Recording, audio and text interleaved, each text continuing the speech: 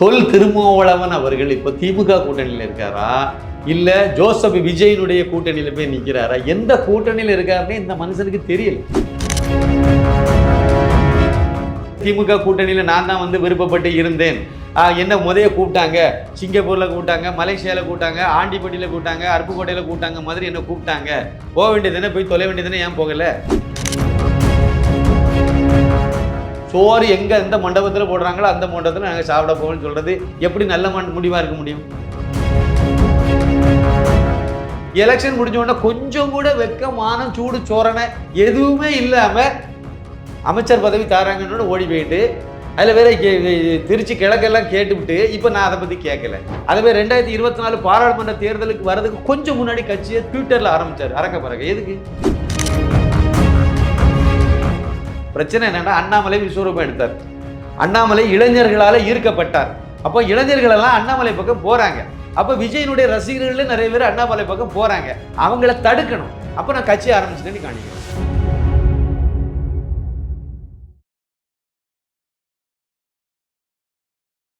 இந்துடா படத்திற்கு உதவ QR கோடை பயன்படுத்திடுங்க. 2 ஜிபே நம்பர் இருக்குது, ஃபோன்பே நம்பரும் அதுதான். தாராளமாக அது மூலமாக நீங்கள் அனுப்பலாம். ஏதாவது உங்களுக்கு சிரமம் இருந்தால் அதுக்கு நீங்கள் கால் பண்ணி கேட்டுக்கலாம். இதுவரைக்கும் நீங்கள் இந்துடா படத்தை பார்க்கலன்னா அந்த லிங்கை கிளிக் பண்ணி தாராளமாக நீங்கள் பார்க்கணும், மற்றவங்களுக்கும் பகிரணும்னு நான் கேட்டுக்கிறேன். நன்றி, வணக்கம். இளையபாரதியர்கள் வணக்கம். இன்றைய சிறப்பு விருந்தினர் அரசியல் விமர்சகர் சின்னப்ப கணேசன் சார் அவர்கள் தான். சார் வணக்கம் சார். வணக்கம் வணக்கம். இளையபாரதம் நெஞ்சங்களுக்கு எனது பணிவான வணக்கம். திருமாவளவன் அவர்கள் ஏன்னா இப்போ டிவிகே கூட்டணியில் இருக்கால டிஎம்கே கூட்டணியில் இருக்காரு. ஏன் கேட்குறேன்னா ஒரு இதில் நேர்காணல் சொல்லியிருக்காரு, இதுமாரி நாங்கள் டிஎம்கே கூட்டணி உடஞ்சிருச்சு அப்படின்னு பேசியிருக்காரு. எப்படி சார் பார்க்குறீங்க நீங்கள்? அவர் முதல் எந்த கூட்டணியில் இருக்காரு? தொல் திருமாவளவன் அவர்கள் இப்போ திமுக கூட்டணியில் இருக்காரா இல்லை ஜோசப் விஜயனுடைய கூட்டணியில் போய் நிற்கிறாரா? எந்த கூட்டணியில் இருக்காருன்னு இந்த மனுஷனுக்கு தெரியல. அங்கே போய் இருந்துட்டு திமுகவை திட்டிகிட்டு இருக்காரு. திமுக கூட்டணியில் நான் தான் விருப்பப்பட்டு இருந்தேன். என்ன முதைய கூப்பிட்டாங்க, சிங்கப்பூரில் கூப்பிட்டாங்க, மலேசியாவில் கூப்பிட்டாங்க, ஆண்டிப்பட்டியில் கூப்பிட்டாங்க, அருப்புக்கோட்டையில் கூப்பிட்டாங்க, மாதிரி என்ன கூப்பிட்டாங்க. போக வேண்டியதுன்னு போய் தொலை வேண்டியதுன்னு ஏன் போகலை? ஆனால் நான் நல்ல முடிவை தான் எடுத்தேன். என்ன முடிவு எடுத்தார்? திமுக கூட நான் இருப்பேன். இன்னும் எடுத்த முடிவு நல்ல முடியுமா? அப்புறம் எதுக்கு இங்கே வந்தீங்க? இதுவும் நல்ல முடியுமா? சோறு எங்கே எந்த மண்டபத்தில் போடுறாங்களோ அந்த மண்டபத்தில் நாங்கள் சாப்பிட போகணும்னு சொல்கிறது எப்படி நல்ல முடிவாக இருக்க முடியும்? நீங்கள் அங்கே இருக்கிறது வரைக்கும் என்ன சொன்னீங்க? ஜோசப் விஜய் இது ஜோசப் விஜயும் அப்புறம் சீமானும் ஆர்எஸ்எஸ்னுடைய குழந்தைகள், ஆர்எஸ்எஸ்னுடைய கைக்கூலிகள், ஆர்எஸ்எஸ்னுடைய பி டீம், பிஜேபியுடைய பி டீம், இதெல்லாம் சொல்லிட்டு எலெக்ஷன் முடிஞ்ச உடனே கொஞ்சம் கூட வெக்கமான சூடு சோரணை எதுவுமே இல்லாமல் அமைச்சர் பதவி தராங்கன்னு ஓடி போயிட்டு அதில் வேற திருச்சி கிழக்கெல்லாம் கேட்டுவிட்டு இப்போ நான் அதை பற்றி கேட்கல. கேட்டால் ஆதவ அர்ஜுனா முதல் பேசினார். நான் இதைத்தான் சொன்னேன். அப்போ நீங்கள் எல்லாம் கூட்டு களவாணிகள் தானே. நீங்கள் அந்த கூட்டணியில் இருக்கீங்க. இவர் இந்த எலெக்ஷனில் இவரு கூட நிற்கிறாரு. அப்போ ஜோசப் விஜயே திமுக தரப்புல இருந்து களத்தில் இறக்கி விட்டு ஆளுங்கிறது தானே உண்மை. அப்போ எல்லாம் திட்டமிட்டு தானே பண்ணுறீங்க. திமுக ஆட்சிக்கு வரணும், அவங்க போட்ட பிளான். திமுக ஆட்சிக்கு வரணும். நீங்கள் அந்த இது பழைய கிராஃப் எடுத்து பார்த்தீங்கன்னா அப்படி தான் தெரியும். 2021 திமுக எதிர்கட்சியாக இருந்துச்சு, ஆட்சியில் இல்லை. அப்போ திமுகவுக்கு ஓட்டு போட்டதுக்கு கருப்பு செப்பு பெயிண்ட் அடித்த சைக்கிளில் போய் தான் ஓட்டு போட்டார் ஜோசப் விஜய். அப்போ அதுக்கு தான் ஒரு மறைமுகமாக அதுக்கு ஓட்டு போட வச்சார். அதுவே 2024 பாராளுமன்ற தேர்தலுக்கு வர்றதுக்கு கொஞ்சம் முன்னாடி கட்சியை ட்விட்டரில் ஆரம்பித்தார் அறக்க பறக்க. எதுக்கு? எலெக்ஷனில் நீங்கள் நிற்க போகிறதில்லை. அப்போ எதுக்கு? எலெக்ஷன் முடிஞ்ச பிறகு நீங்கள் ஆரம்பிச்சுட்டு போகலாமே. இப்போ ரசிகர்கள் யாருக்கு வேணாலும் ஓட்டு போட்டுருப்பாங்க, அவ்வளோதானே. பிரச்சனை என்னென்னா, அண்ணாமலை விஸ்வரூபம் எடுத்தார். அண்ணாமலை இளைஞர்களால் ஈர்க்கப்பட்டார். அப்போ இளைஞர்களெல்லாம் அண்ணாமலை பக்கம் போகிறாங்க. அப்போ விஜயனுடைய ரசிகர்கள் நிறைய பேர் அண்ணாமலை பக்கம் போகிறாங்க. அவங்கள தடுக்கணும். அப்போ நான் கட்சி ஆரம்பிச்சிட்டேன்னு காணிக்கணும். கட்சி ஆரம்பிச்சுட்டு தேர்தலுக்கு ஒரு 4 நாளைக்கு முன்னாடி கோட்டுங்கிற படம், அது கோட்டுங்கிறதே அது என்னது, ஆடு. கரெக்டாக? நீங்கள் எக்ஸ்பென்ஷன் என்ன வேணாலும் ஆல் டைம் எல்லாம் சொல்லுங்கள், எது இருக்கட்டும். ஆனால் உங்கள் நோக்கம் என்னது? கோட்டுங்கிறது ஆடு. ஆடுன்னு சொல்லி யாரை சொல்கிறீங்க? அண்ணாமலையை ஆட்டுக்குட்டியும் ஆடுன்னு கிண்டல் பண்ணிட்டு இருந்தாங்க திமுககாரங்க. அதை தலைப்பிலே வச்சு படம் எடுக்கிறீங்க. நீங்கள் எவ்வளோ பெரிய வன்மம் இது! வச்சுட்டு அந்த படத்துக்கு ஒரு போஸ்டர் போடுறீங்க. எப்போ? கரெக்டாக அந்த தேர்தலுக்கு ஒரு 4 நாளைக்கு முன்னாடி அதுக்கு ஒரு அதில் ஒரு போஸ்டரை வச்சு அதில் சீமானுடைய மைக்கு சின்னத்தை வைக்கிறீங்க. 1000 மைக் அவைலபிள் இங்கே நெட்டில் எல்லாமே இருக்குது. இதில் ஏதாவது ஒரு மைக்கை நீங்கள் எடுத்து வைக்கலாம், உங்களுக்கு எந்த பிரச்சனையும் கிடையாது. ஆனால் சீமானுடைய அந்த சின்னத்தை தூக்கி நீங்கள் மைக்காக வைக்கிறீங்க. இப்போ குறியீடு என்ன உணர்த்துனீங்க? உங்கள் ரசிகர்களுக்கு சீமானுக்கு ஓட்டு போடுங்க. பிஜேபி பக்கம் பேராதுங்க, அண்ணா பக்கம் போட வேண்டாம், அதை மறைமுகமாக சீமானுக்கு ஓட்டு போட்டுங்கன்னு உணர்த்தினீங்க. சீமானுக்கு ஓட்டு போட்டாங்க, அவருக்கு 8% மேலே ஓட்டு கிடச்சிது, கட்சிக்கு ஒரு அங்கீகாரமும் கிடச்சிது. இப்போ அது முடிஞ்சுது. அடுத்து இப்போ தேர்தல் 2026 வருது. வரும்போது ஜோசப் விஜய் களத்துக்கு வரார். அது வரைக்கும் அவர் என்னவா இருந்தார்? வெறும் விஜயாக இருந்தார். அவர் நடிகராக இருந்தபோது லெட்டர் பேடில் என்ன பேர்? ஜோசப் விஜய். அப்புறம் திருப்பி வந்து அவர் அரசியல் கட்சி ஆரம்பித்தோன்னா லெட்டர் பேடில் என்ன பேர்? வெறும் விஜய். ஆனால் தேர்தல் நெருங்கி வரும்போது ஜோசப் விஜய் அப்படிங்கிற பேரையே அழுத்தமாக சொல்கிறார்.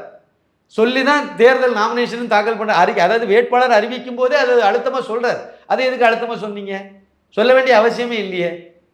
ஜபஸ்டின் சைமன், ஆனால் அவர் சீமான் தான் சொல்லிட்டு இருக்காரு. அப்பட வீட்டில் போய் பார்த்தா தான் அவருக்கு பேர் ஒரிஜினல் என்னன்னு தெரியும். இதே நீங்களும் விஜய்னு சொல்லிட்டு போகலாமே. விஜய்னா ஜோசப் விஜய்னாலும் ஒன்று தானே சொல்லிட்டு எடுத்துட்டு போவாங்க. அவர் தப்பு இல்லையே. எதுக்கு நீங்கள் அந்த இடத்துல அழுத்துனீங்க? ஒரே ஒரு காரணம் தான். எலெக்ஷனில் நிற்கக்கூடிய நோக்கம் என்னன்னா திமுகவுக்கு எதிரான ஓட்டை பிரிக்கணும். நாம் தமிழர்னு சொல்லி அவர் ஒரு பக்கம் பிரிப்பார், இவர் ஒரு பக்கம் பிரிச்சுட்டாருன்னா அண்ணா திமுக பாஜக அணி வெற்றி பெறுவதை, அந்த வெற்றி வாய்ப்பை குறைக்கலாம். அப்போ அது திமுகவுக்கு சாதகமாக இருக்கும். இப்படித்தான் அவங்க பிளான் பண்ணாங்க. இதுதான் நடக்கும்னு எதிர்பார்த்தாங்க. கருத்து கணிப்பும் இதை மையப்படுத்தியே தான் வந்தது. ஆனால் அது என்ன நடந்து போச்சு? இதில் இன்னொரு பாயிண்ட்டையும் நம்ம எடுத்து பார்க்கணும். ஏன் நான் இது சொல்கிறது இந்த அளவு இது உண்மைதான் அப்படிங்கிறத ஏன் சொல்கிறேன் அப்படின்னா, விஜய் வந்து 2 தொகுதியில் நின்னதே அதுதான். அவருக்கு வந்து வெற்றி பெறுவோங்கிற நம்பிக்கையே கிடையாது. 2 இடத்துல நின்னா ஏதாவது ஒரு இடத்துலயே தப்பி தவிர நம்ம வெற்றி பெற்றுடலாம். வெற்றி பெற்று ஏதோ 1-2 பேர் கூட யாராவது வெற்றி பெற்றா உண்டு, இல்லைன்னா இல்லை. இவ்வளோதான் அவர் எதிர்பார்த்திருக்காரு. இதில் தான் இல்லைன்னா அவர் எதுக்கு 2 தொகுதியில் நிற்க வேண்டிய அவசியமே கிடையாது. திருச்சியில் மட்டுமே நின்றுட்டு போகலாமே, இல்லை பெரம்பூரில் மட்டுமே நின்றுட்டு போகலாமே. எதுக்கு 2 இடத்துல நின்னா? 2 இடத்துல என்ன தொகுதியை வந்து செலக்ட் பண்ணார்? 2மே கிறிஸ்தவர்கள் அதிகமாக உள்ள தொகுதியை பார்த்து செலக்ட் பண்ணார். அதை கிறிஸ்தவர் அதை வந்து மதம் மாறி போன பிள்ளைமாறு உள்ள தொகுதியை திருச்சி கிழக்கவே கை வைக்கிறார்.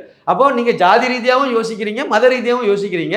இந்த மத ரீதியான ஆளுநி காணிக்கிறதுக்கு பைபிளை தூக்கிட்டு நீங்கள் போட்டோக்கு போஸ் கொடுக்குறீங்க, அப்புறம் முட்டாங்கால் போட்டு நடக்கிறீங்க, ஜபமாலையை தூக்கிட்டு அலையிறீங்க, அப்புறம் ஜோசப் விஜய் என்னும் நான் இதெல்லாம் சொல்கிறீங்க. எல்லாம் சொல்லி அப்படியே மக்கள் நம்ம எது என்ன இந்துக்கள் ஓட்டு தேவையில்லை, பிரச்சனை இல்லை, அது போட்டாலும் சரி போட்டாலும் பிரச்சனை இல்லை. ஆனால் அந்த கிறிஸ்தவர்கள் ஓட்டு ஒட்டுமொத்தமாக திமுகவுக்கு போயிடும். அது போகாமல் நம்ம போட்டால் தான் நம்ம வெற்றி பெற முடியும்னு அவர் நினைச்சாரு. அவர் எதிர்பாராத விஷயமா இந்துக்காரங்களெல்லாம் வழக்கம் போல, ஏன்னா யாருக்கு 2 பேரையும் பிடிக்கல, திமுகவும் பிடிக்கல, எடப்பாடி பழனிசாமியும் பிடிக்கல. சரி, அதனால ஒரு அண்ணாமலையை வேற நீங்கள் களத்தில் இல்லாமல் ஆக்கி விட்டீங்க, சீனில் இல்லாமல். அப்போ வேற போக்கையில் ஒரு மாற்றம் வரட்டும், இந்த அலசுக்காக போடுன்னு சொல்லிட்டு எல்லாரும் போட்டு தள்ளிட்டாங்க. எதிர்பாராத திருப்பம் அது. இப்போ அவருக்கு நானே எதிர்பார்க்கலையே 2 என்ன வெற்றி பெறுவோம்னு சொல்லி வெற்றி பெற்றமே இப்போ என்ன செய்யணும்னு எல்லாம் ஆட்சி நடத்த தெரியாமல் தடுமாறுறாரு. அவரால் இன்னமும் அந்த ஸ்கிரிப்ட் பேரை பார்த்து வாசிக்கிற வேலையை தான் பண்ணுறாரு, ஒழிய எதுவுமே இல்லை.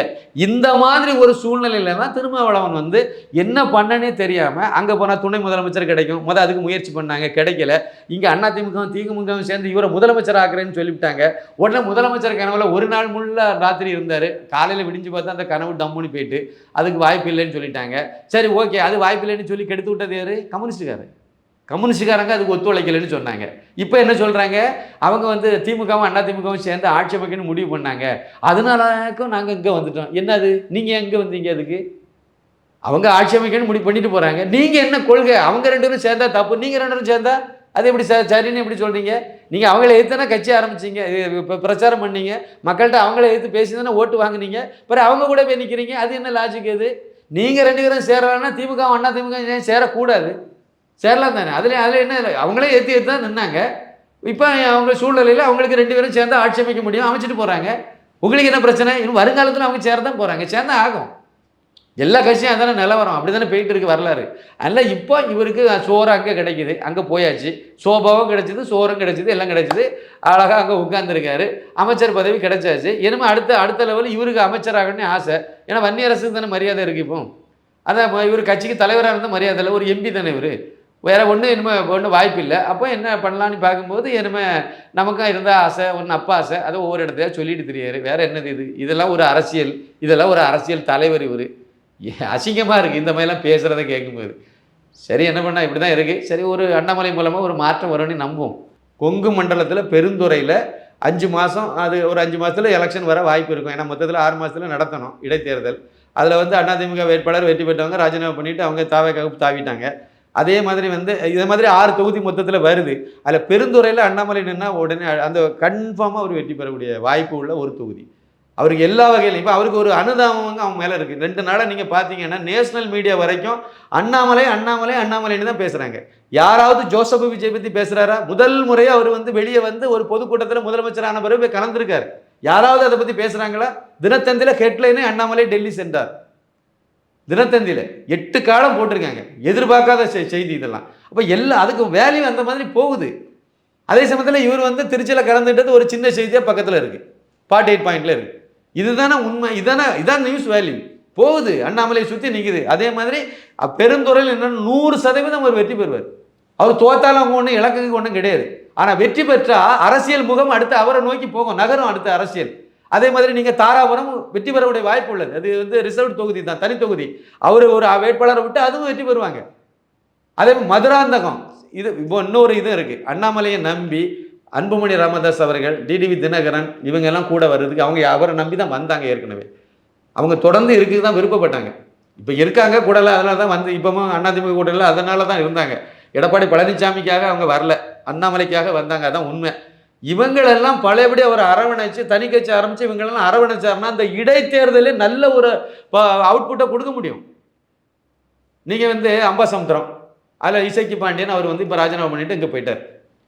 அதில் டிடிவி தினகரனை கொண்டு போய் நிப்பாட்டுங்க, யோசித்து பாருங்கள். அது முக்குலத்தோர் அதிகமான சமுதாயம் அதிகமாக உள்ள ஒரு தொகுதி.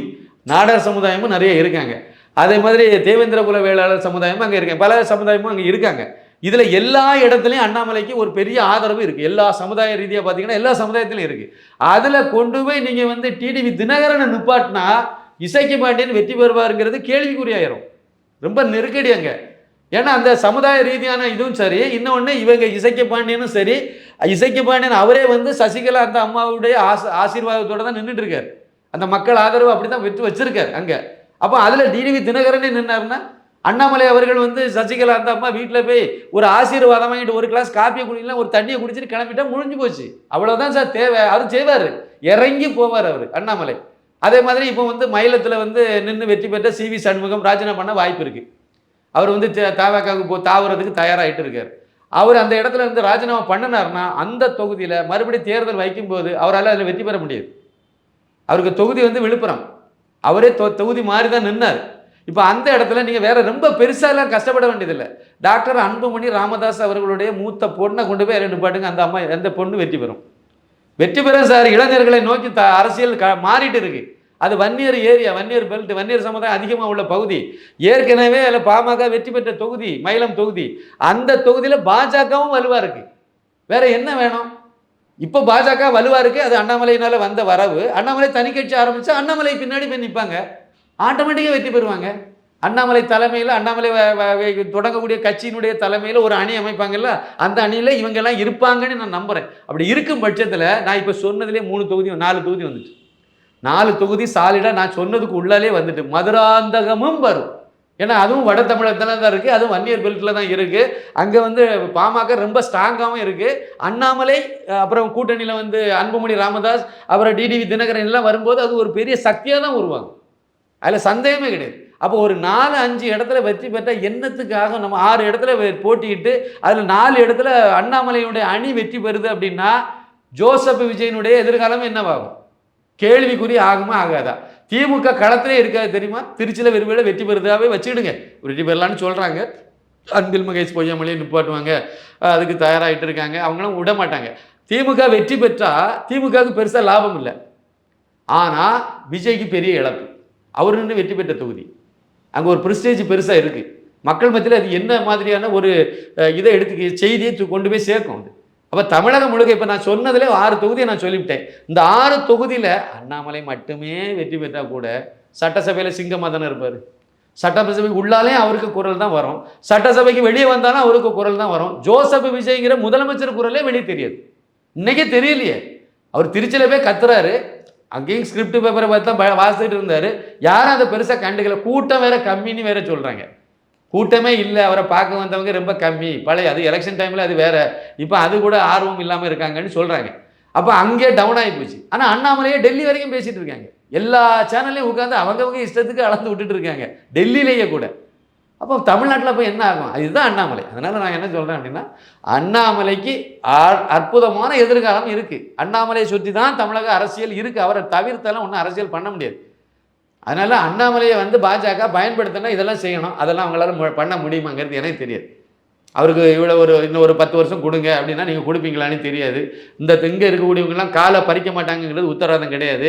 ஒரு அமைப்பு பொதுச்செயலாளருங்கிற மாதிரி அமைப்பு அது வந்து ஆர்எஸ்எஸ்லேருந்து எடுத்த ஒரு நல்ல திட்டம் அது.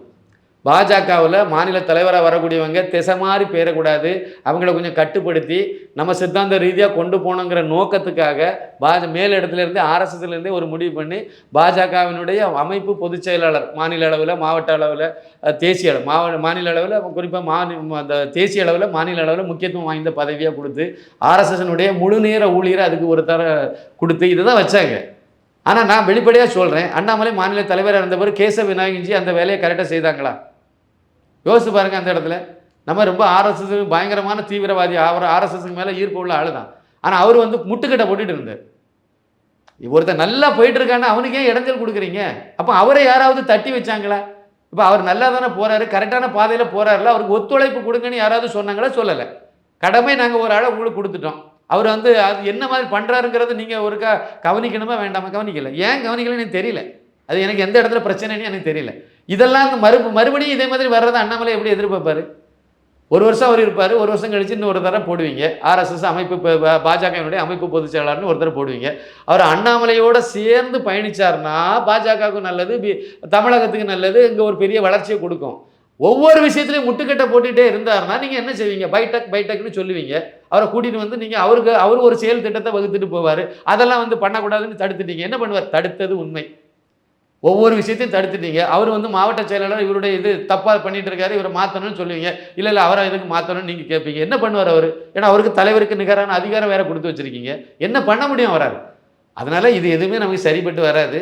அதனால் அவர் 6 முறை யோசித்து தான் அவர் முடிவு எடுக்கிறாரு. தனியாக விட்டுருங்க, தனியாக ஒரு கட்சி ஆரம்பித்து நான் வந்து பார்த்துடுறேன், என்னால் முடிஞ்சது என்ன பண்ண முடியுமோ பார்க்குறேன் அப்படிங்கிற. என்னை பொறுத்த வரைக்கும் தனி கட்சி ஆரம்பித்து இப்போ இறங்குறது நல்ல நேரம்னு நான் நினைக்கிறேன். ஒரு மாதத்துக்கு முன்னாடி வரைக்கும் எனக்கு அது தோணலை. ஒரு மாதம் அந்த எலெக்ஷன் ரிசல்ட் வந்து அந்த டைமில் கூட எனக்கு அந்த மாதிரிலாம் எண்ணம் வரல. ஆனால் இவங்கெல்லாம் ராஜினாமா பண்ணி இந்த இடமெல்லாம் காலியாகி அதில் வந்து பெருந்துறையெல்லாம் உள்ளே வந்து தாராபுரம் உள்ளே வந்து இப்படியே இதெல்லாம் யோசித்து பார்க்கும்போது இப்போ வந்து அவருக்கு வந்து பெரிய செலவும் இல்லை. வெறும் ஒரு 6 தொகுதியில் மட்டும் இடைத்தேர்தல், 6 தொகுதியில் மட்டும் வேட்பாளரை விட வேண்டியது, 6 தொகுதிக்கு மட்டும் பிரச்சாரம் பண்ண போனால் போதும். ஜோசப் விஜய் வெளியே வந்துட மாட்டார், வந்தாலும் பேசிட மாட்டார், எழுதி கொடுத்ததை வாசிட்டு போவார். அடுத்து இன்னொரு இளவரசர் இருக்கார், உதயநிதி ஸ்டாலின், அது வந்தாலும் பிரயோஜனம் இருக்காது, யாரும் தீண்ட போகிறது இல்லை, அந்த அளவுக்கு அவர் போயிட்டார். அப்போ அண்ணாமலை மட்டும்தான் அங்கே ரோல் பண்ணுவார், அண்ணாமலை மட்டும்தான் போவார். தெருவாக போனால் போதும், ஒரு கிராமமாக போனால் போதும். இந்த 6 தொகுதிக்குள்ளால் அவர் போனாலே அங்கே ஒரு பெரிய வரவேற்பு இவருக்கு கிடைக்கும். அது பாஜகவை அடுத்த அண்ணாமலையை அடுத்த இடத்துக்கு அது தூக்கிட்டு போயிருமே, தாராளமாக கொண்டு போமே. அண்ணாமலையுடைய எதிர்காலத்தை அது நிர்ணயம் பண்ணிட்டு போயிடும். அண்ணாமலையை நோக்கி இளைஞர்கள் ஏற்கனவே நகர்ந்துட்டாங்க. இன்னும் வரும். இன்னும் சொல்கிறேன், அவர் வந்து பெருந்துறையில் நானே போவேன். பெருந்துறையில் அண்ணாமலை வேட்பாளராக அவர் வந்து களம் இறங்குறாருன்னா நானே போவேன். ஒரு மாதம் அங்கே போய் நம்ம இருந்து நம்மளால் என்ன 4 வீட்டுக்கு போக முடியாதா சார்? 2 கிராமத்தில் போய் வீடாக போய் நின்றுட்டு நம்ம அண்ணாமலை நல்ல மனுஷன், அவர் ஓட்டு போடுங்கன்னு சொல்ல முடியாதா? செய்வோம். ஒரு மாதம் நம்ம வேலையெல்லாம் விட்டுட்டு போவோம். 74 வயசு பெரியவரெலாம் என் கூட வாரேன்னு தயாராக இருக்கு. இன்னும் அவர் வரல, கட்சி ஆரம்பிக்கலை, அவர் வந்து பெருந்துறையில் நிற்கணும்னு முடிவு பண்ணலை, எதுவுமே இன்னும் டிக்ளேர் ஆகலை. செய்தி மட்டும்தான் போட்டேன். இதை பற்றி ஒரு செய்தி மட்டும்தான், வீடியோ மட்டும்தான் போட்டேன். கமெண்ட் செக்ஷனில் வந்து எனக்கு 74 வயசு, நான் வாரேன் உங்க கூடன்னு சொல்கிறேன். இதுதான் மனநிலை. இதுதான் இப்படி தான் இருக்காங்க. அதாவது காமராஜரை நேசித்தவங்க, காமராஜர் ஆட்சியை நேரில் பார்த்தவங்க, அந்த ஆட்களெல்லாம் அண்ணாமலை பக்கம் நிற்கிறாங்க. இப்போ எம்ஜிஆருடைய தீவிரமான விசுவாசிகள் அவங்க இப்போ அண்ணாமலையை ஆதரிக்கிறாங்க. ஜெயலலிதா அந்த அம்மாவுடைய தீவிரமான விசுவாசிகள் எல்லாம் அண்ணாமலையை ஆதரிக்கிறாங்க. ஏன்னா அண்ணா திமுகவில் இருக்கக்கூடிய தொண்டர்களுக்கு வந்து விசுவாசிகளுக்கு வந்து திமுகவை பிடிக்கல, வேற வழி இல்லாமல் விஜய்க்கு ஓட்டு போட்டிருக்காங்க. எடப்பாடியும் பிடிக்கல, அதை மீறி ஓட்டு போட்டு தான் அங்கே ஒரு 20% மேலே ஓட்டு வச்சிருக்காரு. ஆனால் இப்போ அண்ணாமலை தனியாக கட்சி ஆரம்பித்தா அது பிஞ்சு போயிடும். அப்படியே வந்தேன். ஏன்னா கட்சி அங்கே உடைச்சிட்டாங்க, ஒன்றுக்கு லாய்க்கு இல்லைன்னு மக்களே புரிஞ்சுக்கிட்டாங்க. அந்த தொண்டர்களுக்கும் புரிஞ்சு போச்சு. இப்போ மிச்சம் இருக்கிறது அந்த ரெட்டை இலைங்கிற சின்னம் மட்டும்தான். அந்த சின்னமே இல்லைன்னா அதுவும் அவுட் ஆகி போயிடும். அவ்வளோதான் அங்கே நிற்கிது. அண்ணாமலை இங்கே விஸ்வரூபம் எடுத்தார்னா அண்ணா திமுக அழியும், திமுகவும் அழியும், கன்ஃபார்மாக அழியும். அண்ணாமலை வெர்சஸ் விஜய் அந்த மாதிரி தான் தமிழக அரசியல் அதுக்கு பிறகு அடுத்த லெவலுக்கு வரும்போது அதான் நடக்க போகுது, நடக்கணும். அதான் தமிழகத்துக்கு நல்லது. பொன்னான கருத்துக்களை இளையபாரதி பகிர்ந்ததுக்கு மிக்க நன்றி. மிக்க நன்றி. நன்றி, வணக்கம்.